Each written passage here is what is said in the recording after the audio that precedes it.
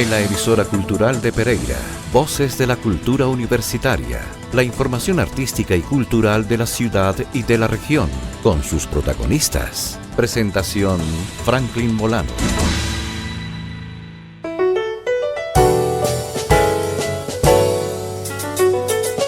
Aquí estamos de nuevo en los 97.7. Estamos en las Voces de la Cultura como todos los jueves a través de la Remigio Antonio Cañarte.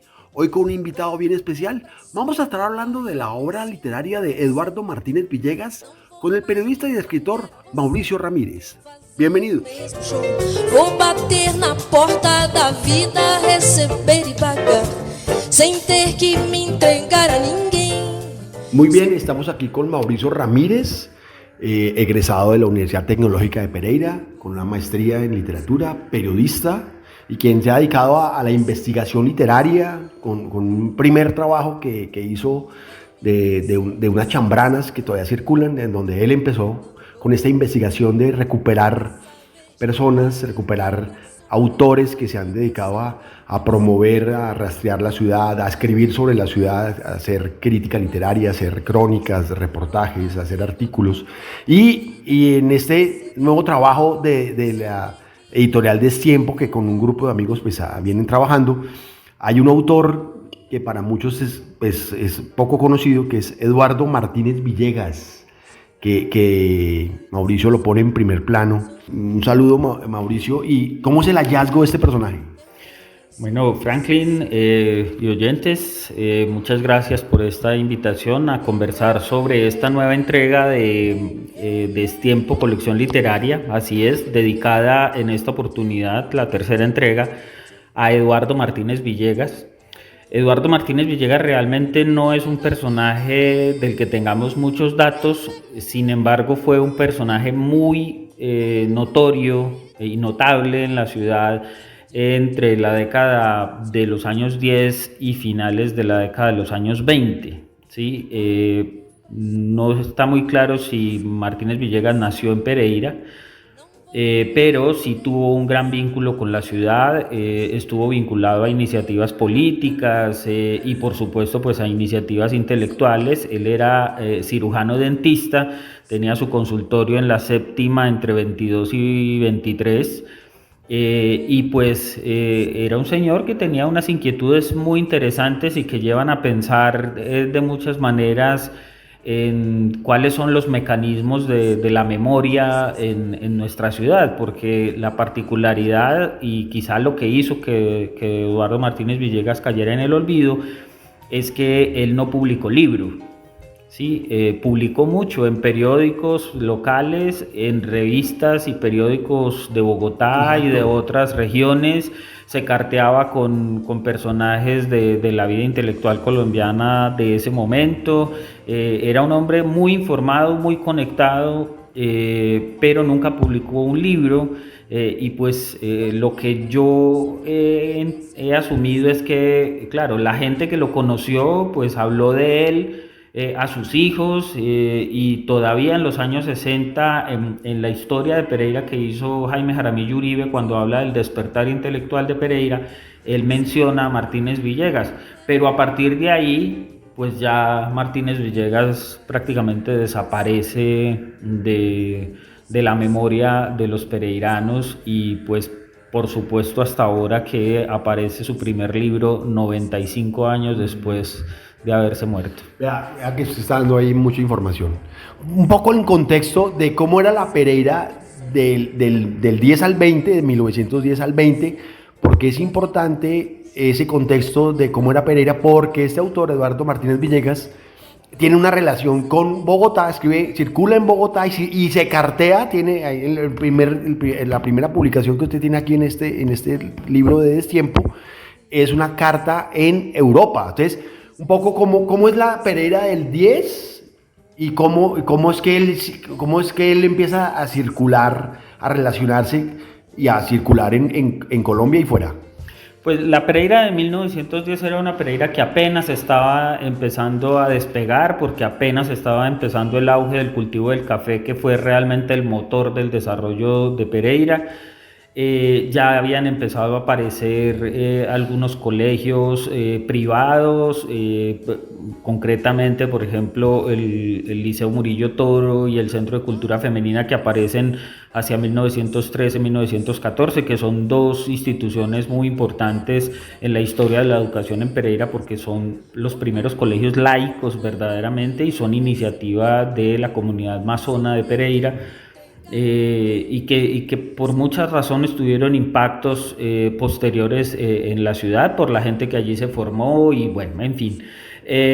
Aparece también en publicaciones de tendencia socialista. Aquí estaba Ignacio Torres Giraldo publicando El Martillo y promoviendo ideas socialistas. Realmente no es que Pereira fuera propiamente un hervidero intelectual, pero sí había un montón de ideas que pues dan cuenta de que la ciudad estaba un poquito en esta ebullición de distintas maneras de concebir el mundo. Y en ese contexto aparece Martínez Villegas y pues este personaje, como usted menciona, ese texto, esa carta, la carta abierta con la que abre este libro de Destiempo es muy particular, porque es una carta que aparece publicada originalmente en Bien Social, que era un periódico que se publicaba acá en Pereira en 1921, pero pues lo que llama la atención es que él está escribiendo al comité editorial de la revista Claridad en París, y el comité editorial de esa revista eran Anatole France y Henry Barbusse, dos escritores que en ese momento eran muy importantes en el contexto internacional. Entonces a uno le empiezan a surgir preguntas. La primera es cómo leyó Martínez Villegas en un pueblo perdido en la cordillera de los Andes, en esta zona, cómo le llegaron ejemplares de la revista Claridad, y también obliga a pensar cómo llegó una carta, y si llegó la carta de Martínez Villegas a ese comité, en la que básicamente lo que les está diciendo es que él es un lector de la revista y que comulga con sus postulados, y que tienen en él a un seguidor y a un defensor de esos principios. Entonces eso también lleva a pensar en algo muy importante, Franklin, y que es lo que se ha querido rescatar con esta colección Destiempo, y es que Pereira no ha estado tan aislada como nosotros queremos creer, ni antes ni ahora. Los escritores pereiranos han estado muy conectados y muy informados de las tendencias de lo que está pasando en el mundo, y que tal vez donde tenemos que ir a buscar es por qué esas tendencias y por qué esa conexión con el mundo no se ha transparentado en las obras, y ahí es donde sí está la gran incógnita. Pero con esta recuperación de Martínez Villegas, lo que está claro es que era un hombre muy informado, muy conectado, y pues que uno no se explica cómo un personaje de esas dimensiones pues termina cayendo en el olvido en nuestra ciudad.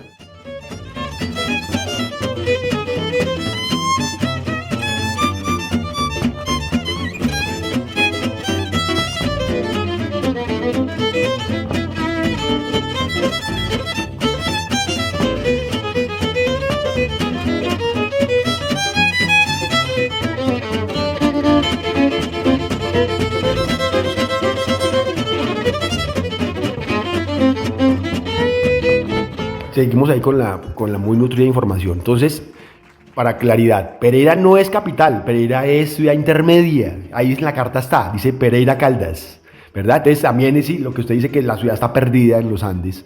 Pues vea que Pereira, entonces sí, Lisímaco Salazar habla que es un villorrio, ¿no? Entonces, sí, entonces, pero mire que ahí hay unos asomos muy claros de la información. Pero Eduardo Martínez Villegas, antes de brincar a Europa, también publica en Bogotá. También, o sea, entonces, ¿cómo se está también esta relación Pereira-Bogotá y los comentarios, los textos de Eduardo Martínez Villegas?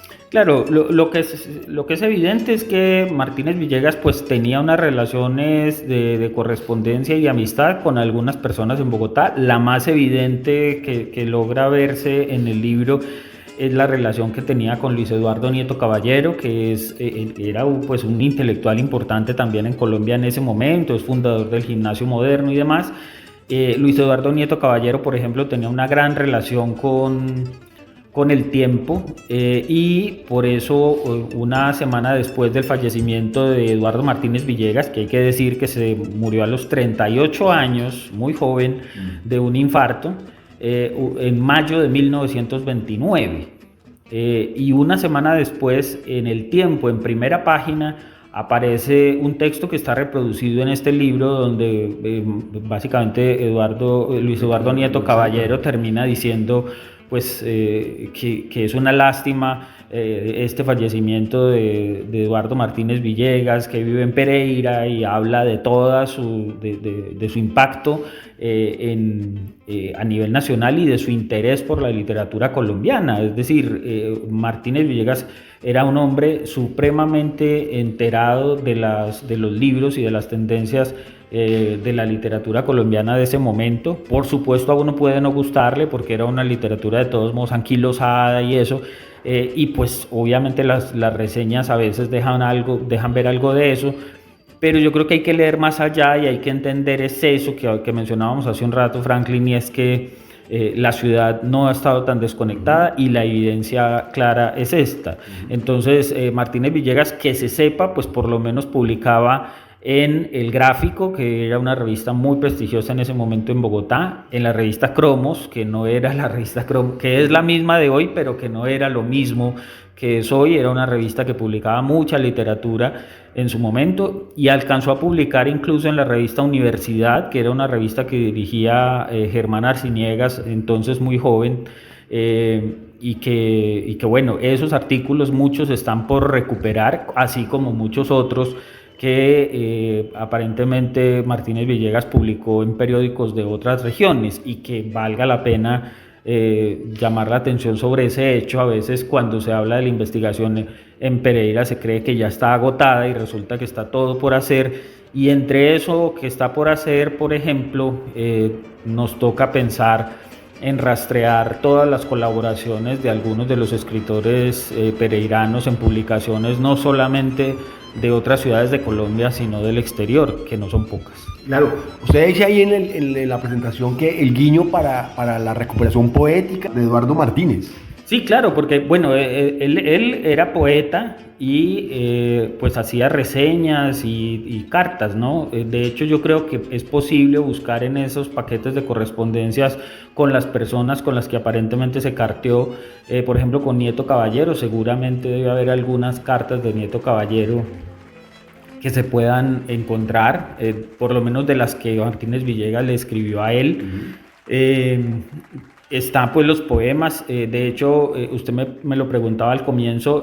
A mí, pues yo llegué a Martínez Villegas, uno, por la lectura de periódicos de esa época, de los años 10, años 20 en Pereira, pero también gracias a que Álvaro Camacho me obsequió en algún momento un álbum que pertenecía a Martínez Villegas, donde él fue pegando los recortes de los poemas que iba publicando en periódicos.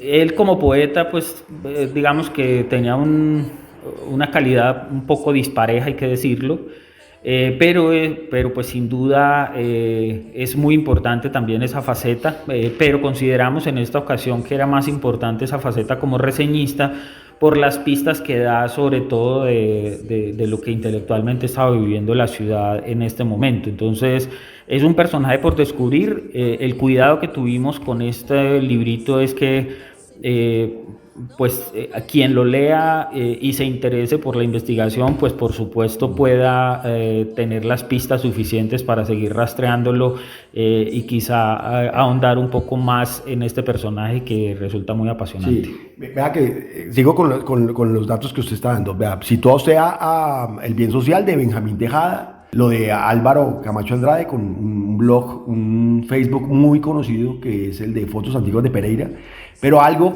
de esta misma desarrollo de la obra de Eduardo Martínez Villegas, que es entre el 10 y el 20, donde el tren aún no llega. Entonces, o sea, usted dice que sí, está conectada, pero mire que que pues las comunicaciones físicas, tangibles, pues no conectan, no comunican a Pereira con el puerto, con el centro. Entonces mire que también hay un esfuerzo no solamente de él, sino también de nosotros, que usted también ha investigado, con comunicarse con Bogotá y fuera del país. Claro, es que eso es en lo que nos ha faltado reparar realmente, porque hay un aspecto de la vida, digamos, cultural y literaria de Pereira, y es que digamos que el hecho fundacional de la cultura y de la literatura al mismo tiempo en Pereira es la apertura de la biblioteca de Clotario Sánchez a finales del siglo XIX. Que además paradójicamente ocurre en el mismo lugar donde se dio la misa de fundación. La biblioteca de Clotario Sánchez se abrió en el mismo lugar donde ocurrió la misa de fundación, en la casa de la 19 con octavo. Eso, por ejemplo, llama mucho la atención, pero en lo que hay que pensar, por ejemplo, en un hecho como el de Clotario Sánchez, que se conecta con el de Martínez Villegas, es que Clotario Sánchez llegó aquí con un montón de cajones llenos de libros, no sé cuántos, ¿sí? Pero ya pensar en que usted a lomo de mula carga más de 50 libros, eso es un poco un despropósito, ¿cierto? Y ese despropósito lo tuvo Clotario Sánchez, y eso fue una manera como la ciudad empezó a conectarse culturalmente con el resto del mundo, porque en esa época no existía el plástico. La manera de transportar el papel en las mulas era a través era envolviéndolas en cueros encerados. Era una dificultad enorme, y por eso es que también, pensando en la carta de Martínez Villegas y en su lectura de la revista Claridad, pues uno lo que piensa es, bueno, de dónde le llegaban los libros y cómo hacía él para sacar sus cosas de aquí. El tren, digamos que llega en 1921, entonces seguramente eso facilitó mucho, pero antes seguramente los canales eran Medellín y Bogotá. Es seguramente factible que algunas de esas publicaciones le hubieran llegado directamente a Martínez Villegas a través de Luis Eduardo Nieto Caballero y de estas personas con las que él se carteaba. Es claro que algunas de esas personas le hacían llegar libros. De hecho, Álvaro Camacho tiene en su poder el ejemplar. En el libro que acabamos de publicar hay una reseña de Martínez Villegas de un libro de Rafael Maya. Y Álvaro Camacho tiene un ejemplar de ese libro con dedicatoria de Rafael Maya para Eduardo Martínez Villegas, ¿sí? Entonces eso es lo que da cuenta de ese intercambio permanente de los escritores pereiranos con los escritores de Bogotá y por supuesto con el resto del mundo. Sí, pero también lo otro es ya como para entrar en la literatura de Eduardo Martínez Villegas, es el tema de la crítica, de la reseña, de los comentarios de libros, de la reseña sobre lo que leía, como también es como explorar ese ángulo que poco se ve, que es la crítica literaria. Claro, es muy importante porque la crítica literaria es una señal un poco de madurez de un ámbito social y cultural, ¿cierto? Las primeras señales de madurez están en la crítica y en la autocrítica sobre todo, pero para que haya crítica tiene que haber primero cierta autocrítica. Eso es lo que en últimas deja ver Martínez Villegas en esos textos, porque bueno, hay unas reseñas sobre Eduardo Castillo, sobre Rafael Maya, que ya lo mencionábamos, sobre el libro de Luis Eduardo Nieto Caballero, que son libros que dan cuenta también de un universo de lecturas muy interesante, porque demuestra que, como le digo, Martínez Villegas era un tipo muy enterado, o sea, sus lecturas no eran limitadas, por el contrario, era un tipo muy enterado de lo que estaba pasando literariamente en el continente, sobre todo, y en España.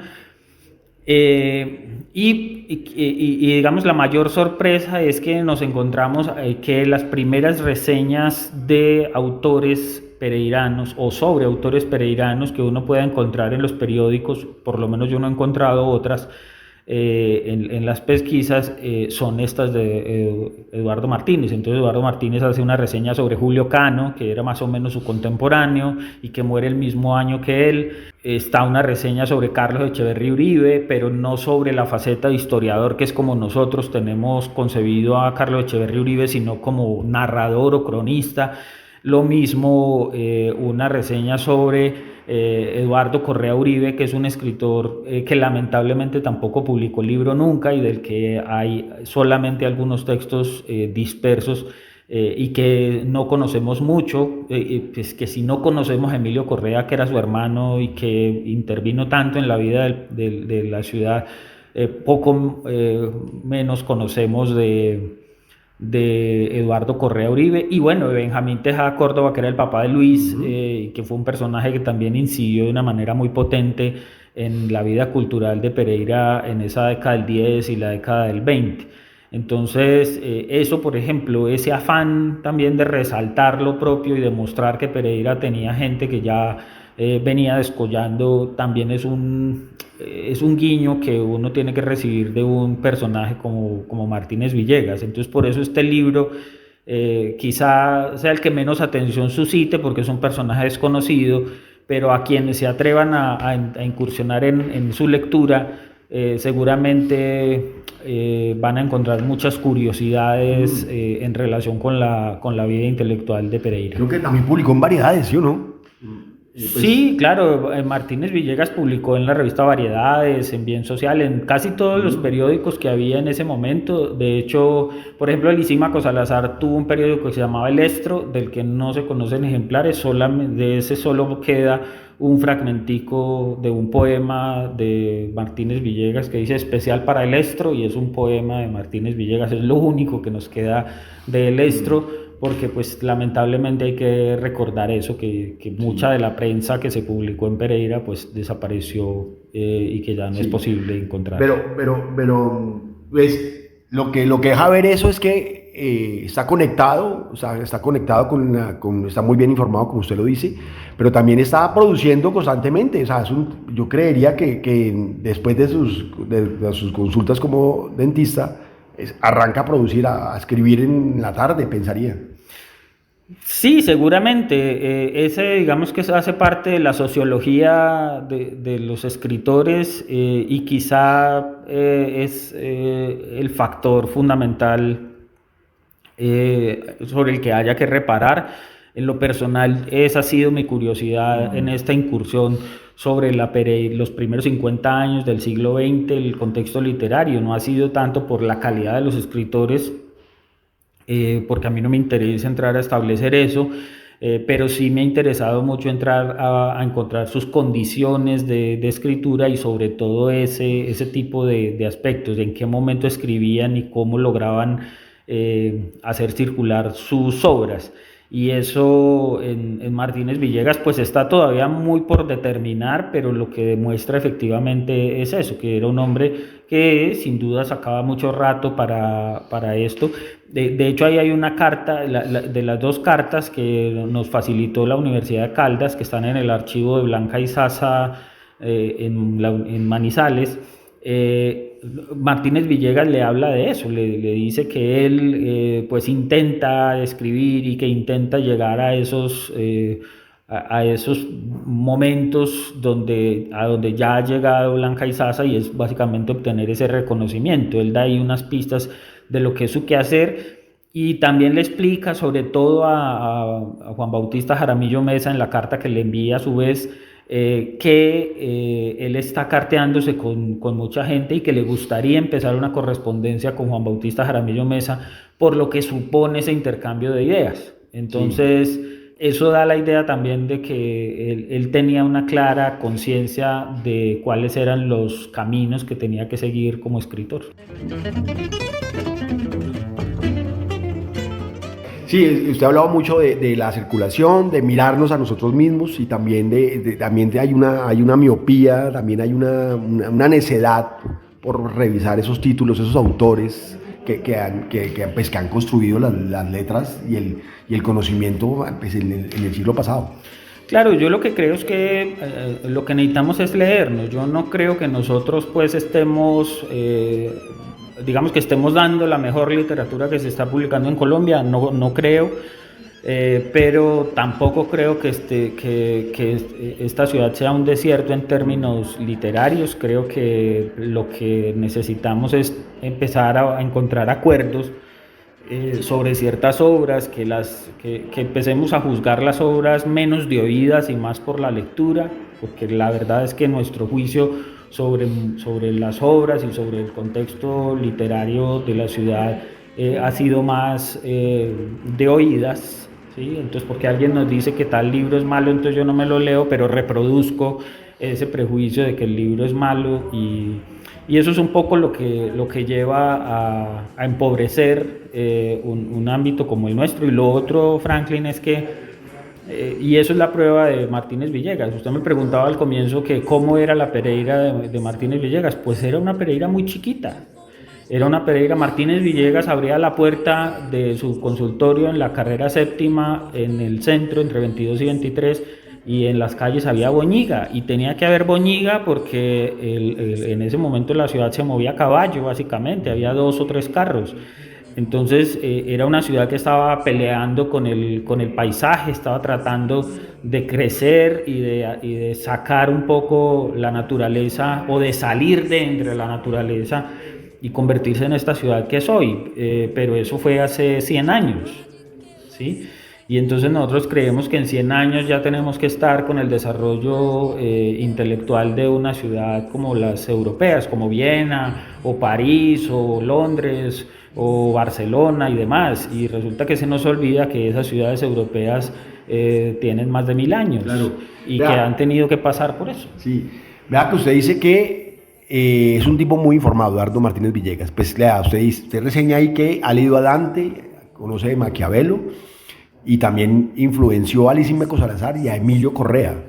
Claro, ahí hay una entrevista o una conversación que reproduce Lisímaco Salazar de su última conversación con Martínez Villegas, y lo que deja ver es que pues era un tipo que tenía conocimientos pues sobre el Renacimiento italiano, conocía mucho de la literatura europea, estaba muy informado sobre la literatura española del siglo XIX y sobre todo la literatura latinoamericana, entonces, y no solamente la poesía, sino la novelística, porque habla de autores que hoy son muy familiares, pero que en ese momento eran escritores nuevos, Juana Ibarburu y otro montón de escritoras y escritores que en ese momento apenas estaban empezando a dejarse conocer, y sin duda en esas conversaciones pues ayudó a estos jóvenes que eran Lisímaco Salazar, Emilio Correa y otros a adentrarse en ese universo de lecturas. De hecho, en una reseña que hace Lisímaco Salazar, él dice que él iba a visitar a Martínez Villegas siendo muchacho,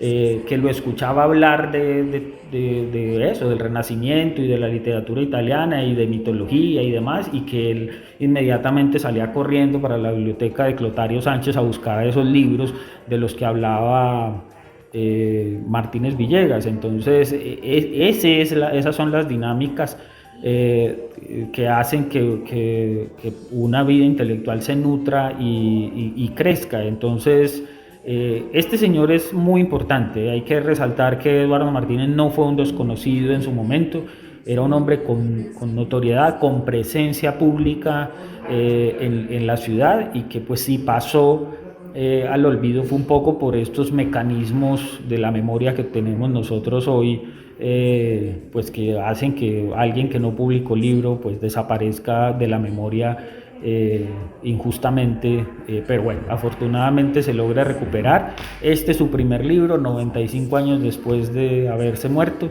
y bueno, ya lo que espera es lectores que pues se interesen por él y que entiendan qué es lo que hay prefijado en esta obra. Por eso, muy amable, muchas gracias. Muchas gracias a usted y a los oyentes. Hasta aquí la conversación con el periodista y escritor Mauricio Ramírez. Nos despedimos ya. Un saludo muy especial ahí, detrás de los cristales de la 97.7, a Andrés Fernando Alzate. ¡Chao! Hasta una próxima ocasión aquí, en Las Voces de la Cultura. Sigan ustedes con la programación de la Remigio Antonio Cañarte.